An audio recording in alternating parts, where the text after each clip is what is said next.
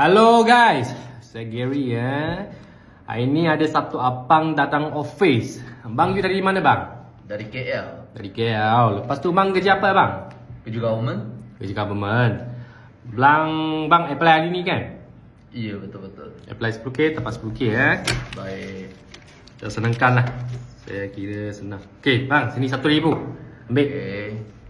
Okay, 2,000. Okey. 3,000. Okey. 4,000. Okey. 5,000. 6,000. 7,000. 8,000. Okey. 9,000. Okey. 10,000. Ngam. Okey. Ngam. Betul ya bang? Okay. Bang rasa kami punya servis macam mana bang? Boleh ya. Cepat juga.